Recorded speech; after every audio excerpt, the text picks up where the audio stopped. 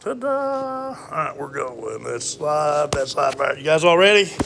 You guys ready online? All right. Father, we ask to just find people with open eyes and open ears. In Jesus' name, amen. Today is Wednesday, March 15th, 2023, and this is my little Bible study, and we're continuing with our line-by-line, verse-by-verse study of the book of Exodus.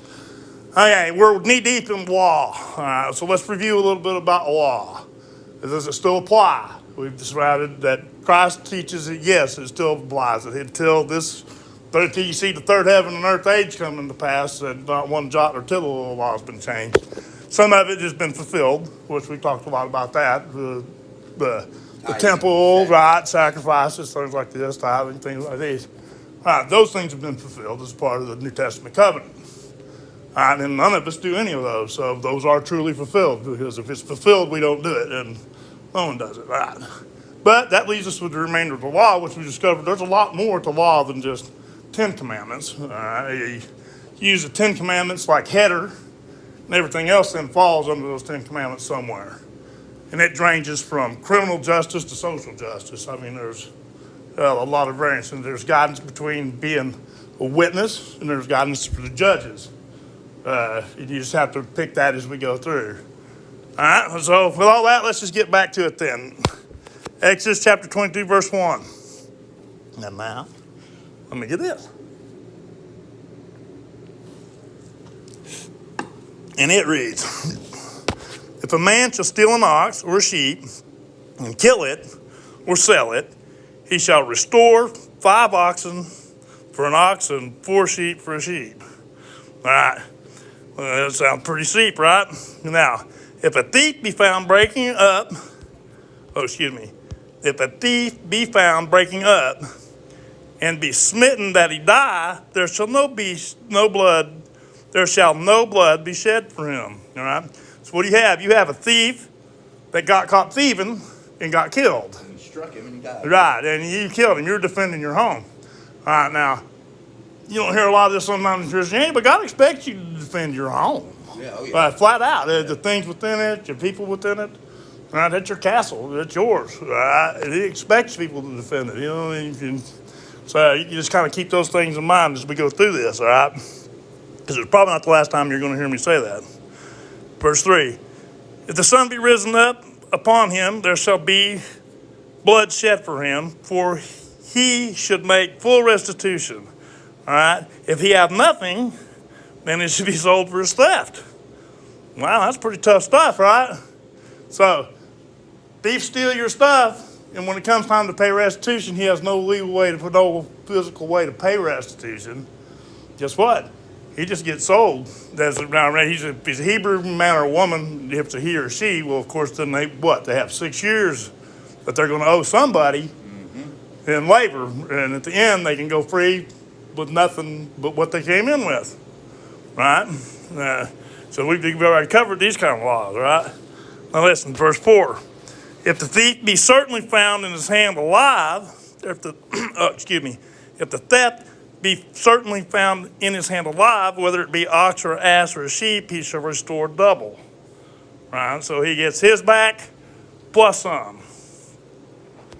All right. If a man shall cause a field or a vineyard to be eaten, and shall put in his beast, and shall feed in another man's field of the beast of his own field, and out of the best of his own vineyard, out of the best of his own field, out of the best of his own vineyard, shall he make restitution.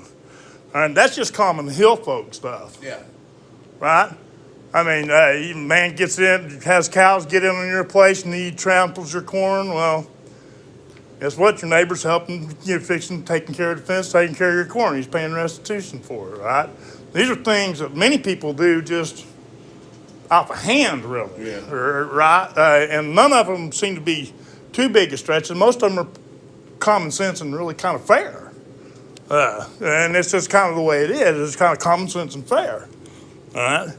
Verse 6, if fire break out and catching thorns, so that the stacks of corn or the standing corn or the field be consumed therewith, he that kindled the fire shall surely make restitution. All right? Man, think about some of the fires we've had where people were careless in a campground and burned down. Yeah, how many thousand acres, Yeah. you know, not just here, other places it's even worse. I mean, you go to the West Coast, a lot of those are Well, natural burn, fires, but they yeah. burn all the time anyway. Right, it's a part of their cycle, but then you get up farther where men's still going around to get all kind of fires. And sometimes this happens regularly. What I think is kind of weird is that insurance companies continue to insure homes that are built in these areas that are prone to fire. I don't understand that one. Because your house burns down, you just build another one back. Seems like kind of something kind of fishy going on with all that. But anyway, that's neither here nor there. Let's get back to what this says. Verse 7. If a man shall deliver unto his neighbor money or stuff to keep, and it be stolen out of the man's house, if the thief be found, let him pay double. All right, so somebody gave you some stuff, and the thief stole it, well, he owes double to the original owner then, right? Verse 8. Whoa, hold on a second. I just messed up and went one. We were on 8, right? Yes. If the thief be not found, then the master of the house shall be brought unto the judges to see whether he had put his hands into his neighbor's goods. So you go straight to the judge then, explain the case. And the judge will determine if there's any fault to be laid upon anyone. All right? Now notice there's no punishment handed down. Just go to the judge and let them see. They have all the latitude in the world. All right, when it comes to that, though. Verse 9. For all manner of trespassers, whether it be of ox or an ass, or for a sheep or raiment, or for any manner of lost thing which another challengeth to be his, the cause of both parties shall come before the judges, and whom the judges shall condemn, he shall both pay double unto the neighbor. Okay, now doesn't trespass right here, doesn't it translate into theft? Let's see. Let's just see what challenge. I'm looking for the word trespass. Trespass at the very top. Well, let's just see. Trespass. Revolt, rebellion, sin. Hold on, it's from the root. Identical to break away. And it's the same as to stride. Doesn't seem to. No, There's a little note over here that says it does. Sometimes you gotta watch. You gotta do your legwork and make sure. That's why I asked. But yeah, right. According to the Strong's, no, it doesn't have anything to do with that. But it just means to sin against or whatever. Right. No, let me just turn that back off again so I can read. I have a hard enough time reading, especially with all the numbers still in there. Woo! But nonetheless, all right. So the one that's guilty, now that's interesting right here. Not only that, okay, you went before the judges, all right, and then the judges decide, and then you pay double. That's like, all right. And if a man deliver unto his neighbor an ass or an ox or a sheep or a beast to keep, and it die, or be hurt, or be driven away, and no man see it, all right? It's a little bit different. This time, they're there, and nobody can explain what happened. This is like aliens come and take them away or something. You just don't know. Nobody knows, all right? Then shall an oath of the Lord be between them both, that he hath not put his hand unto his neighbor's goods, and the owner of it shall accept thereof, and he shall not make it good. All right, so he doesn't know anything in that case. I mean, it's kind of like you have God's horse over there, and it's in a field with your horses, and You wake up the next day. and all the horses are gone. You don't know what happened. Is either somebody stole them? You don't have any idea, right? So then you just look. I swear to you, I didn't have nothing to do with it. And, right. So and then you both have to accept the agreement, right? They both lost out in that case, right? Verse 12. And if it be stolen from him, he shall make restitution unto the owner thereof. Okay. Now it's changing. One's from doesn't know to now you know it was stolen. So now the person that the animal was given to is the one that owes double. You get what I'm saying? Because you didn't protect his property. You allowed it to be stolen. It goes back. I'm going to repeat that a couple of times. God expects you to be responsible for it. If you accept somebody's property, all right, then you therefore are responsible for it. And you guard it as good or better than you would for your own. All right? Verse 13, and if it be torn to pieces, let them bring it for witness that he shall not make good that it was, or good that it was torn, right? So if you have some livestock or property over there and it gets ripped to shreds by a wild animal, bring in the carcass to show them that this is, No look, well, I didn't do, yeah. responsibility. That's right, I didn't do this, so that's what you're done, and you're good to go. All right? If a man borrow aught of his neighbor, and it be hurt or die, the owner thereof being not with it, he shall surely make it good. All right, so this is like, say I borrowed your wheelbarrow, and I went to my house, and I worked your wheelbarrow to death. When That's it the whole dies, bottom of it, yeah. right, I owe you a wheelbarrow. Well, it makes sense, right? Now listen to what it says there. But if the owner thereof be there with it, but now you're in my house, I hired you to do work, all right? But if the owner be there with it, he shall not make it good, for it be an hired thing, and it came for his hire. All right, so you brought your wheelbarrow to do a job I hired you to do with it. You broke your wheelbarrow, tough stuff. It ain't my responsibility. You broke your stuff. All right, that's right. Go get your own wheelbarrow. All right. All right. So far, so good. All right. Now we're going to switch gears a little bit. We're going to go into the idea of social justice. All right, and we're going to be also hitting ideas of, well, you'll just see here. Let's just see. Verse 16. All right, we've worked this one a little bit. All right, and if a man entice a maid that is not betrothed, all right, and lie with her, he shall surely endow her to be his wife. For simple, right? And if the father utterly refuse to give her unto him, daddy said, this isn't happening. This guy's a scumball. I've known his family for 30 years, but none of them worth a snot. All right, maybe this guy getting a hard break. Who knows? But daddy said, All right. He shall pay money according to the dowry of a virgin. All right. And well, you can look that one up if you want to find out. It's different, a little bit different from a daughter, but you get the idea. All right. 18. Thou shalt not suffer a witch to live. Okay, now this one gets a lot of headaches sometimes in the modern day. Now, what this one is talking about here is a witch. Now, a witch, in this context, is an individual that attempts to communicate with the dead to inquire of future events, or even past ones. All right? So you're talking about what we would call a necromancer or something like that.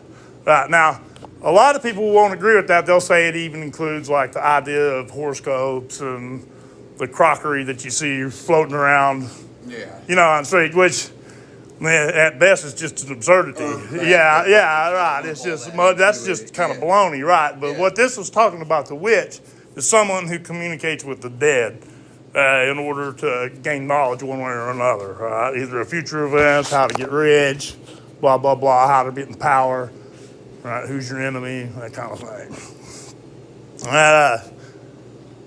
And if you remember Elijah, all right, he goes out and meets him. Remember, they're sent to catch Elijah, and he even, they're going down to inquire.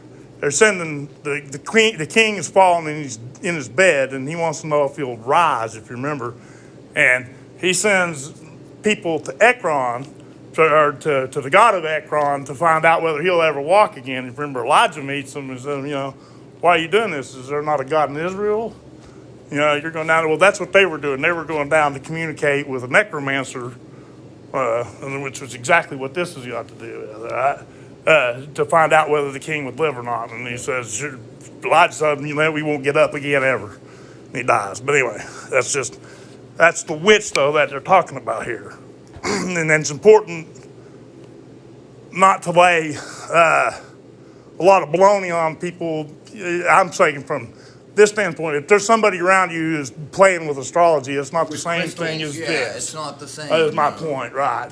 And kind of treat it that way. You ain't got to accept it, but you don't got to be. You got to think about this. You might want to. There's going to come a point, and especially in our lives, where people remember you, and everything you've ever said to them is going to be drawn back into their minds.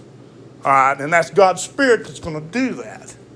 All right, so don't think that anytime that you talk to somebody, all right, that it's a seed that doesn't grow because it doesn't sprout then and start growing. Because think if you're one of those that will testify, everybody who's ever known you will watch you do that.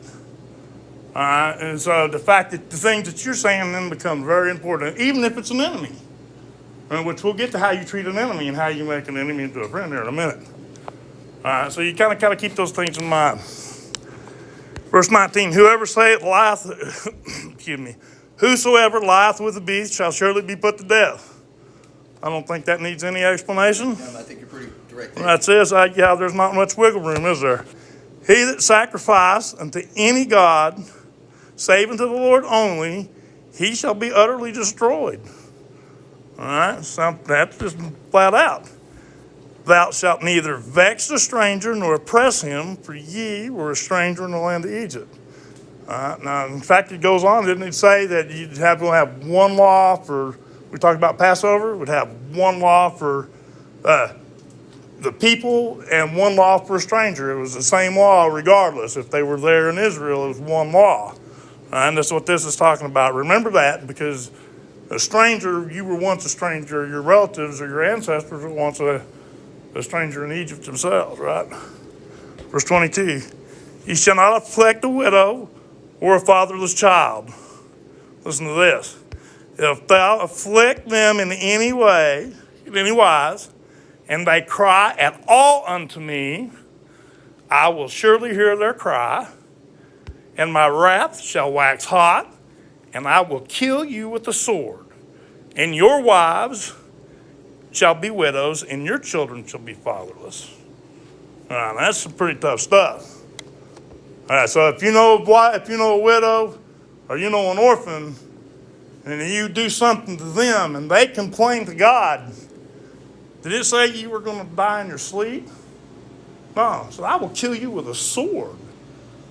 All right, so keep that in mind. Now remember, you got a father, you got an orphan, or you got a widow, maybe need some help, maybe you score some good points that way. So I'm saying, you can think about it. If God will kill you over it, well, he'll reward you over it too if you take care of them. And it's just something to keep in mind as you go through life. Verse 25, if thou lend money to any of my people that is poor by thee, thou shalt not be to him as an usurer, neither shalt thou lay upon him usury. This is the idea of what's my percentage. Well, I don't have a credit card anymore. What's the percentage on a credit card? 6%. 6%. It's still illegal.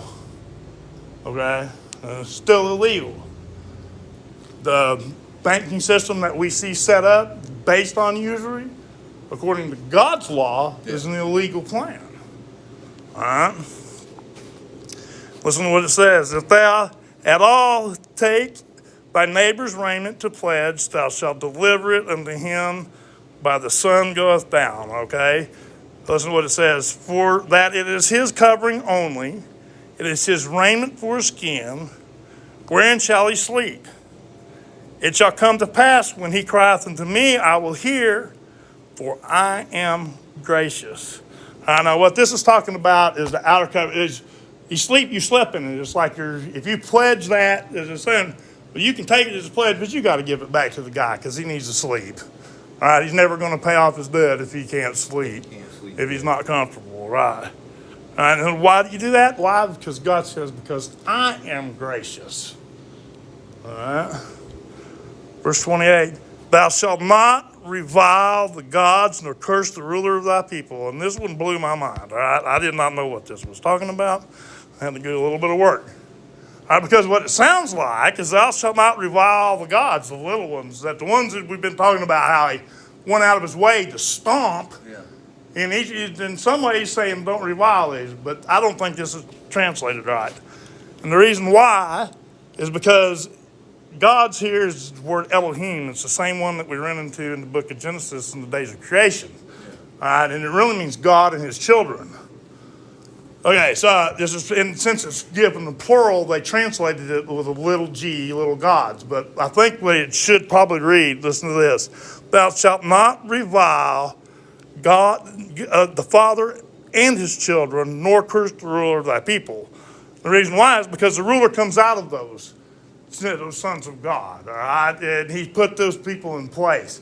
And I think that's probably more accurate translation than where it sounds like he's saying have some kind of respect for these gods. These ancient gods, right, that's and got down. but that's not, that should set off something in your mind that say there's something not right about the translation, or maybe there's something that we're not really understanding. Yeah.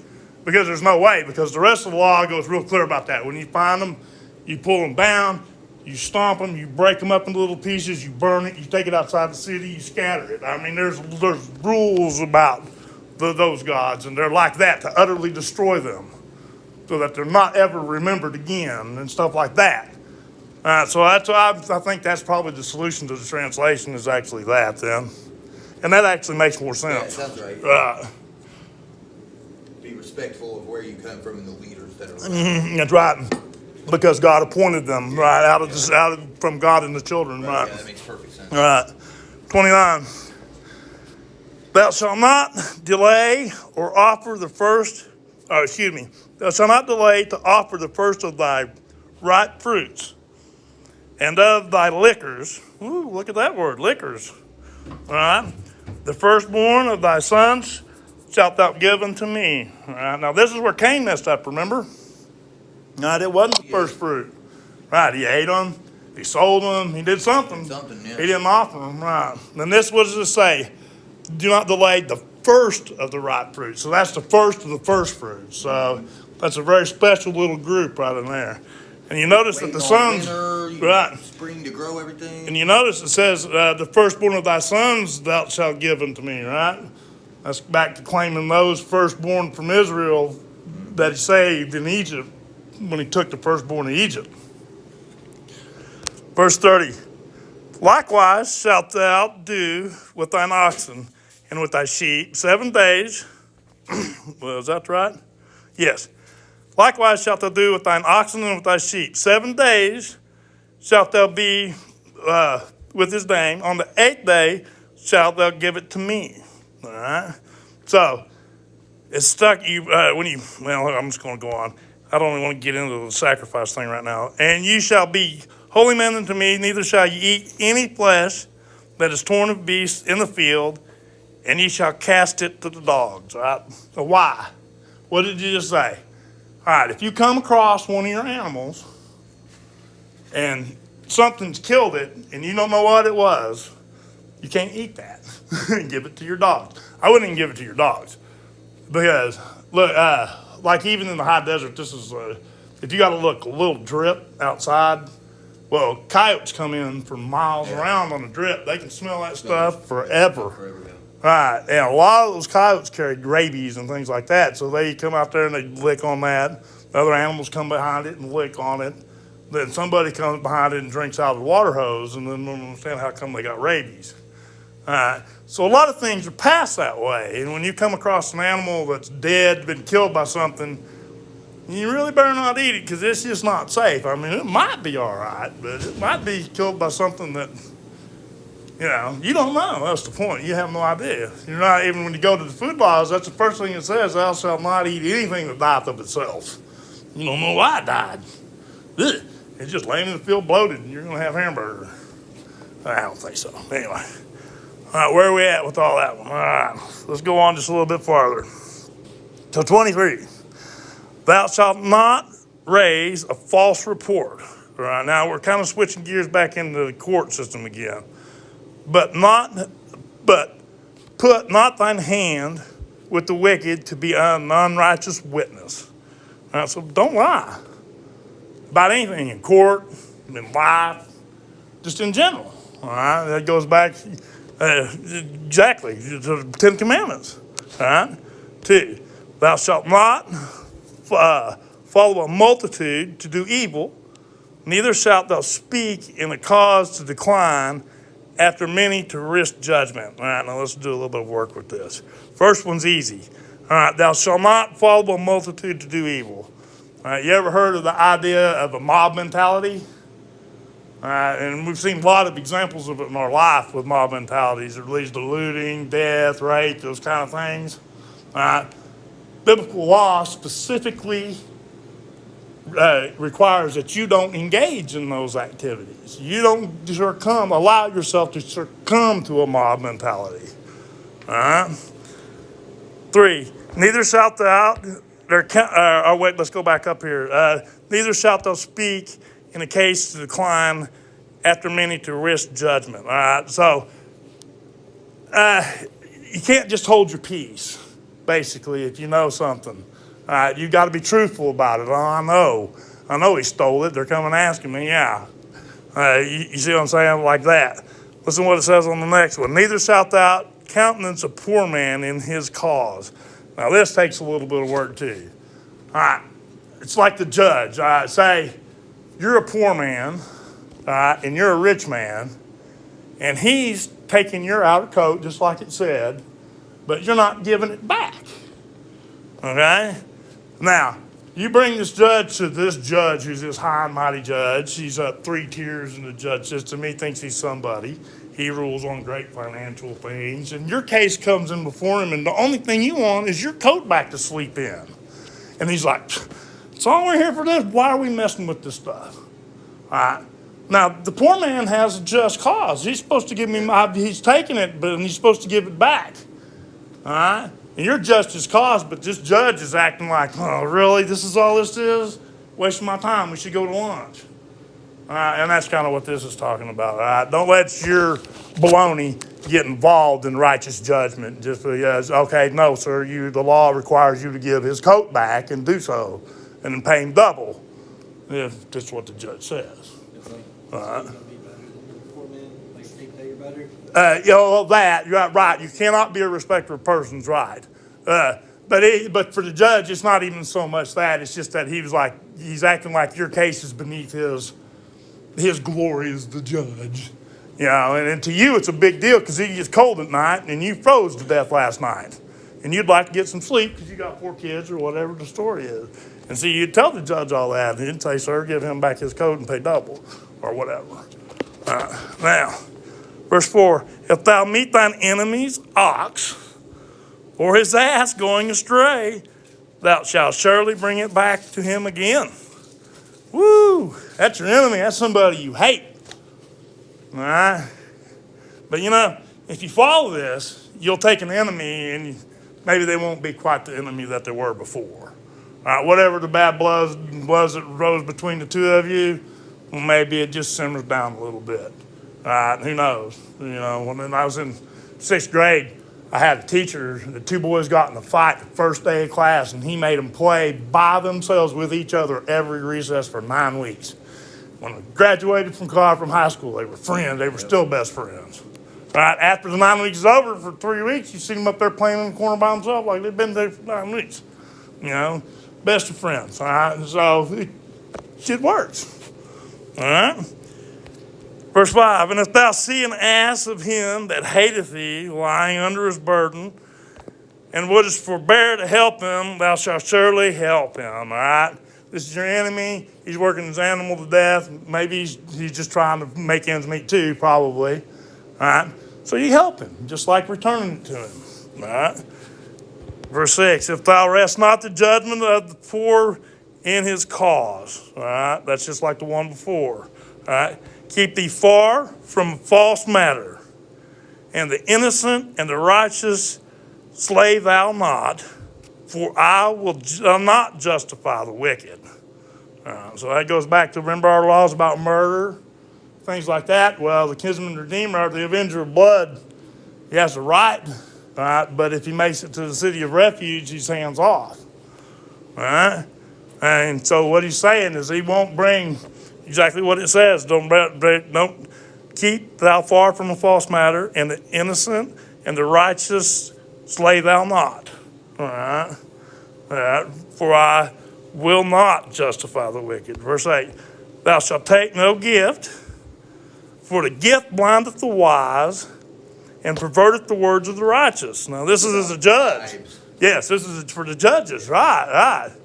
You can't come up, imagine, like, say, the same case we were talking about, imagine how he would feel if you, as a rich man who's kept his coat or breaking the law, Say I ate your bring ox, a and then gift to offered the judge an ox. To keep well, the yeah, peace. or yeah, you bring him a present in court and say, here, yeah, we've been friends for 30 Here's years. an ox, yeah. Right, yeah, look what I brought you. Right. Of course that changed, that perverts judgment. All right? Verse 9, and thou shalt not oppress a stranger, for ye know the heart of a stranger, seeing you were strangers in the land of Egypt. All right, where are we at right now? All right, just a little bit farther.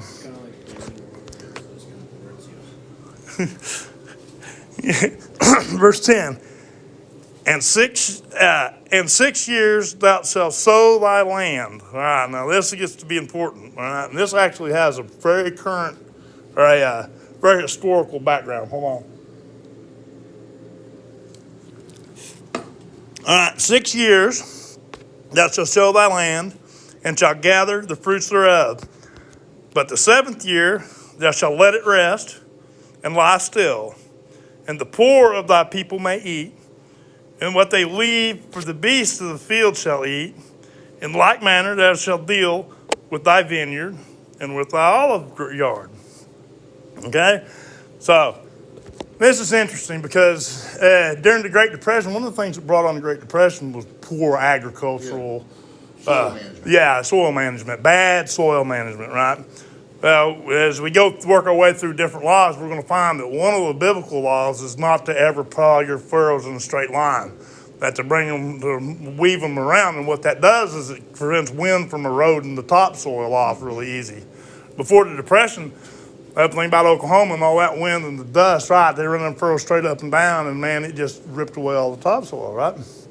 Now, and also they started plowing in not in a straight road, just like biblical law says. And then they also began to understand how important it was for every 6 or 7 years to let the land lay fallow, that it needs that, because that's what actually makes it regenerate and make it right. That's right. Yeah. And so we have the Sabbath of the land, which is what we're talking about here. That every 7 years, on the 7th year, that whole year, it lays fallow. Now, okay, this is where it gets tricky, because when you hit like a year of Jubilee, you're way out there. And it winds up, man, to where you're so prosperous before you go into the 50-year Jubilee that you have the Sabbath of the land shows up, you have all this stuff goes on, and you have one harvest that stretches like 7 years. Is really what it comes down to. And it's really neat, and God promises you, if you follow all that, at the end of that, that's how prosperous you'll actually be at the end of it. Because you got to it works off sevens, right? So everything's based off 7. So it all links and comes together all at the same times. Every time, every year, at exactly the same solar day. That's why in Christianity it just amazes me is how we will ignore the Old Testament stuff about how to calculate the Sabbath and understand then exactly every year you can come down to the day that Christ went into the tomb when the sun goes down. You know that it was that solar day, that exact one. Not bouncing around on a calendar on a maybe, but exactly. And that all runs out with the 7s that you calculate off the first day of spring, which is coming up in just a few days. All right? And the closer you move to the biblical Passover, the more and more prophetic stuff that begins to happen every year. So kind of start watching the news, see what's going on. And it's worth looking into. All right, a couple more. 6 days thou shalt do thy work, and on the 7th day thou shalt rest. Thine oxen, thine ass may rest, and thy son, and the son of thy handmaid, and the stranger may be refreshed. And in all things I've said unto you, that said unto you, be circumspect, and make no mention of the name of other gods. See, that's why I'm going back to that other one. Don't make even mention of those gods. So that's why I think translation's bad up there. Neither let it be heard out of your mouth. All right, and now I want to stop right there for tonight, and we're on 23:14, and that's the one that starts out the feast. All right, and I want to cover all that at one time and in pretty good depth, all right, as we hit the rest of the law. And that means that it's not gonna be this coming up next Thursday where the building's got plans. Yep. So it'll be 2 weeks from today when we come back then. And with that, you guys have a good night. Are you going out